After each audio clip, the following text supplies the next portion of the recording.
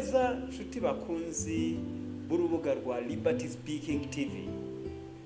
Nkuko mubizi hano tubigisha indimi zitandukanye. Nizere ko mumaze kumenyera amazina yanjye kuko buri gihe cyose mbere yo gutangira ndayababwira. Nitwa Uwingamiye Jean de Dieu. Nkaba ndi mu Rwanda aho mbigishiriza izi ndimi zitandukanye. Uyu munsi naje kubigisha isomo rya 6 mu Kinyarwanda. Nizere ko mwashimishijwe n'amasomo yabanje. Nabonye benshi mu gihugu cy'Ubufaransa, muri Canada bakurikiranye ururimi rw'Ikinyarwanda ndetse no muri Amerika, cyane cyane mu bice bya New Hampshire. Rero nawe aho uri hose ntukibagirwe gukurikirana amasomo yacu. Reka tudatinze tujye mbere isomo. Lesson 6. Gusobanura uko umerewe, imibanire y'abantu n'abandi. Describe your health in interpersonal relationships. Let us look at learning objectives. Describe your physical well-being in Kinyarwanda to somebody else and to a doctor or a nurse. Gusobanurira mu Kinyarwanda undi muntu cyangwa umuganga uko umerewe ku mubiri.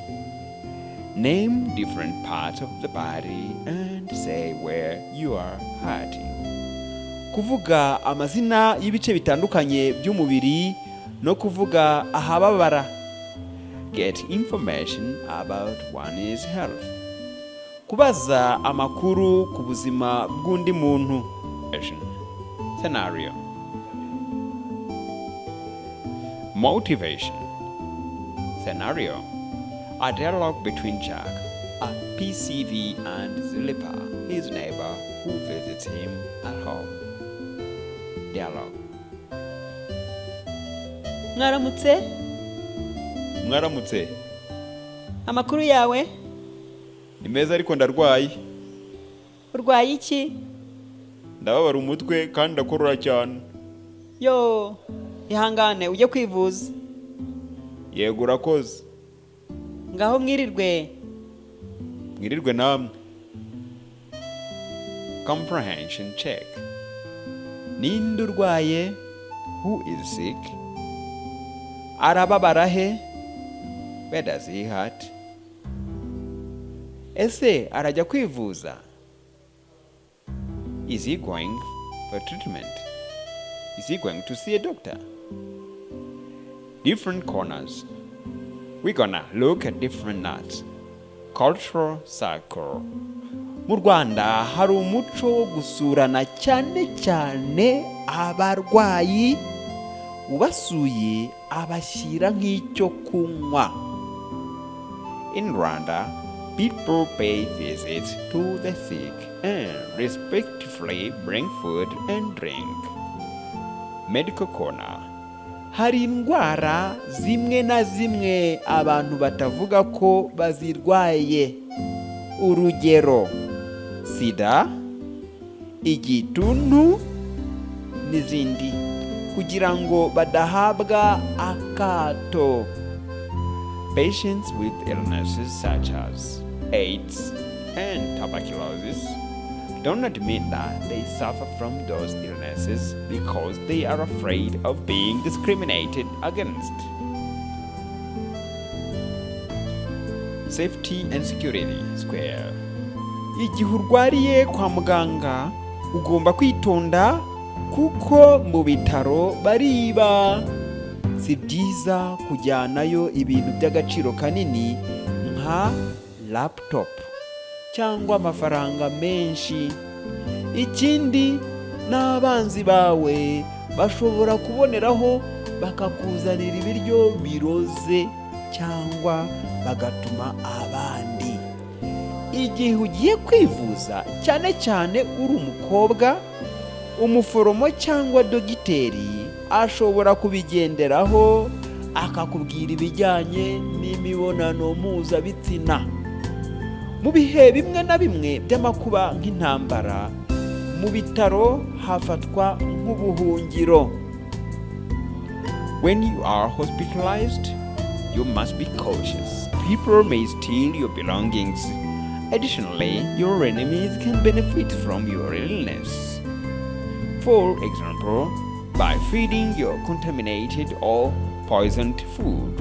When you go to the doctor, especially when you are female, be aware that your nurse or doctor may also take advantage of you by sexually harassing you. In some emergencies cases like wars, hospitals are considered a safe place to go. In other words, it's like a refuge camp.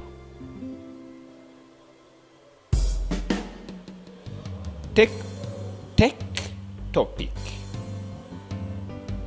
Iyo wigisha cyangwa ushishikariza abantu ku ndwara zimwe na zimwe, ntugomba kuvuga abantu mu mazina cyangwa umunyeshuri urwaye izo ndwara. When you are teaching or sensitizing people about some sicknesses, don't name people who suffer from those diseases. Language tips. Hari umuco wo gusubiza ko amakuru ari meza nyamara hari n'ibibazo bitagenda. When you greet someone by saying, amakuru yawe, how are you?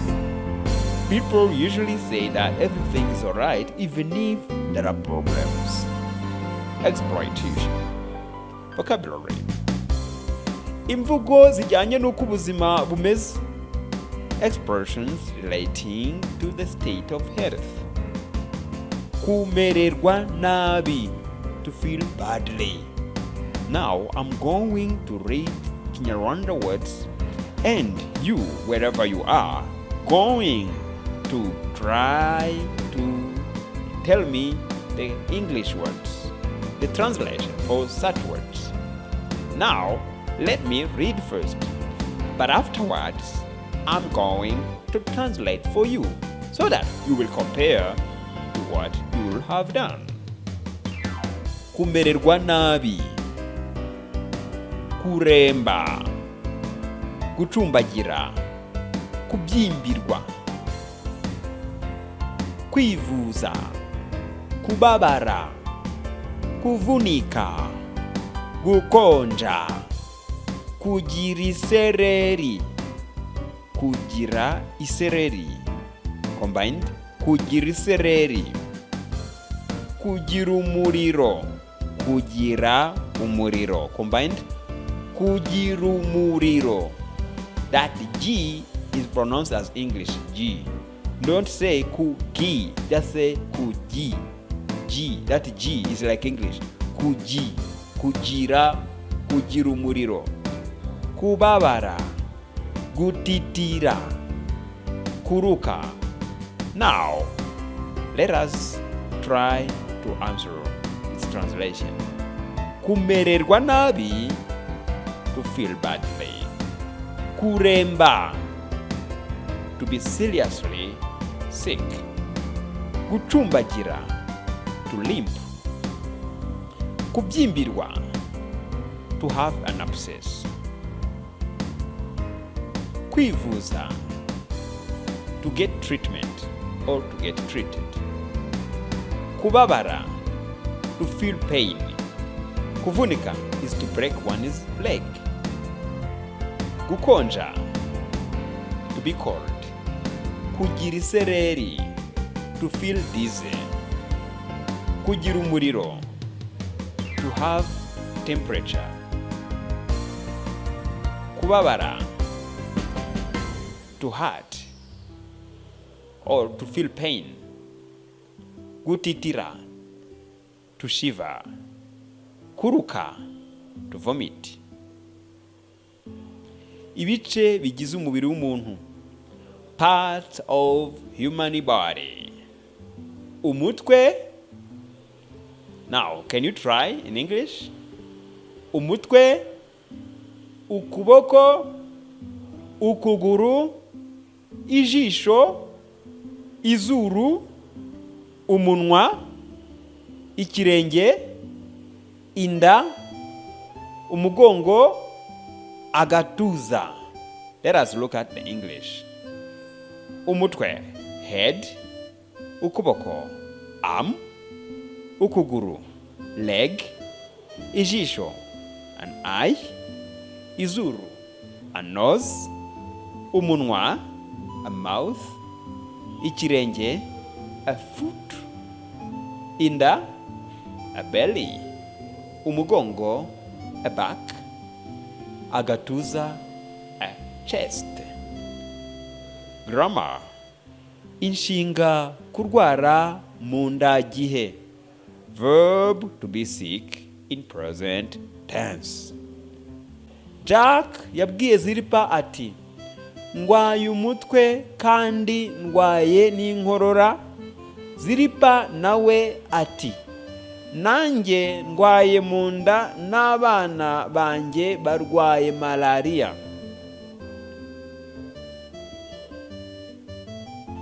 Now, let us try to understand the statement. Here, Jack told Zilpa that he was having a headache and that he had a cough.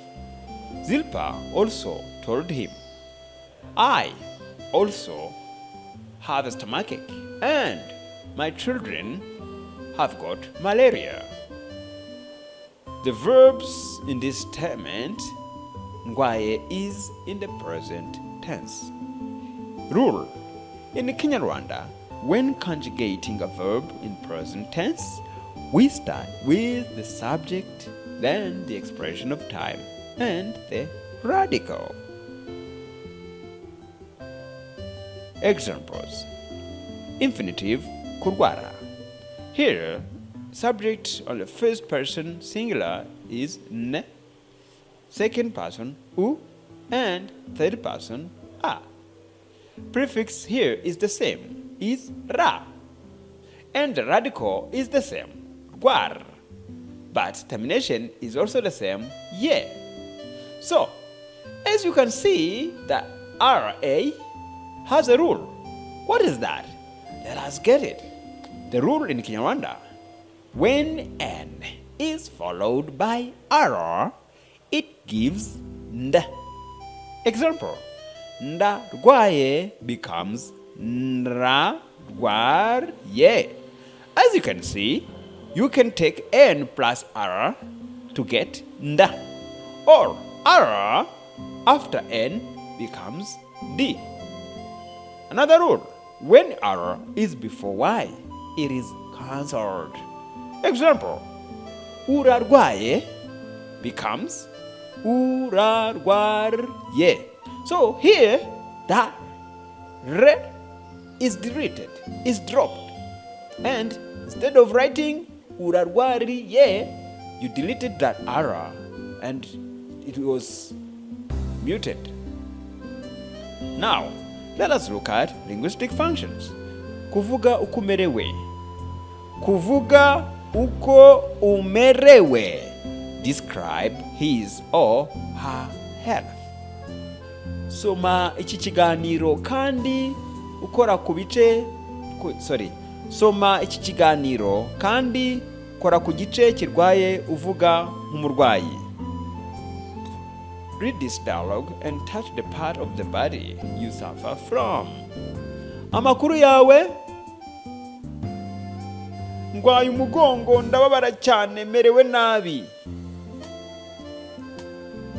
Wowe se umeze gute? Sha, nanjye ndaribwa mu nda, mfite umuriro, ndakorora kandi ngira isesemi. There is English with that dialogue. Now let's look at other phrases. Ndoroherwa, ndakomeretse, ndababara, ndacumbagira. Practice. Fill in the blanks. Fill the following words in the sentences below. Uzuza aya magambo mu nteruro zikurikira. Ukuboko, arababara, yavunitse, arwaye, yagize umuriro. Kwivuza, afite cyane amaboko, amaguru, arakonje, umutwe.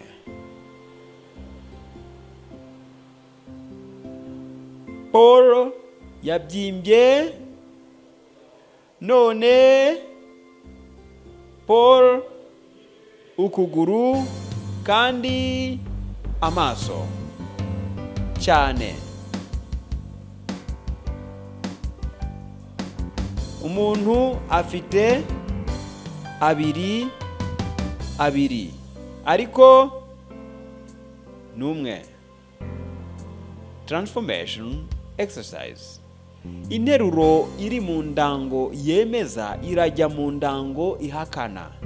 Ihakana ijye mu yemeza. Rewrite the sentences in affirmative form if they are negative and vice versa. Ndwaye umugongo. Siti ntiyavunitse ukuboko. John yarembye cyane. David ntamerewe neza. Anne yabyimbye urutoki. Soni ntarwaye umutwe. Abuba afite isereri. Tati ntafite umuriro. Freddy arakonje. Wherever you are, you have to do this exercise. Now, look at text scrambling. Put the text in order to form an appropriate dialogue. Ndajyayo uyu munsi. Murakoze, mwirirwe. Ni meza ariko umerewe ute? Merewe nabi. Kandi ndakorora cyane. Mwirirwe, mfite umuriro mwinshi. Ihangane ujye kwa muganga. Amakuru yawe? Now, link to the host community. Go to the people indicated to you by your facilitator and ask them about their health and asking the following questions. Umeze ute? Urarwaye? Urwaye iki? Urababara he? Wavunitse? Urwaye umutwe? Urwara igifu?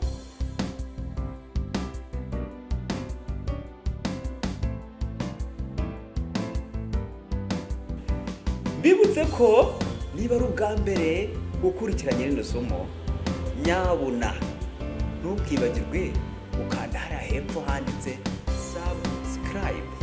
Icyo gihe uzaba wiyandikishije kugira ngo andi masomo nituyashyiraho ajya kugeraho bikoroheye.